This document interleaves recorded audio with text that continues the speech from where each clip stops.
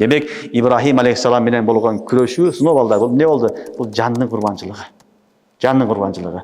Oşonduktan kurbanlıktın en negizgi nersesi adam jönüle malды muzlap koyboyt. Canımdı, nafsımdı muuzladım, nafsıma karşı küreşem degen boluş gerek. Şeytanды muuzladım, men bir gana Allah'a itaat kılam degen boluş gerek. Eğer bir adam günün arjır ele kurbanlık kıla berse, mal soya berse, birok jürüm turumu şariatка toora kelbese, nafsıga күч жетпесе, al kurbanlıktın negizgi ruhu maksatı yok degen söz. Al adam kurbanlıkты düşünmedi degen söz. Kurbanlıkты negizgi maksatı canındı, malındı, nafsındı Allah için kurbanlık kılуу degen söz. Allah için kesip alуу degen söz.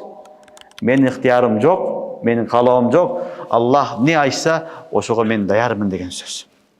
Oşonduktan Allah Subhanahu wa Taala bizim barыбызга kurbanlık bergen. Bu kurbanlıktın aslındagı negizgi sabak bu nafs menen küreşip Allah'ın aytkanlarına dayar boluu. Allah'ın hükmüne dayar boluu. Nafs menen küreşip şeytanı jengip Allah Taala ne dese oşoga dayarmın. Lebbeyk, lebbeyk, lebbeyk dep duruş gerek.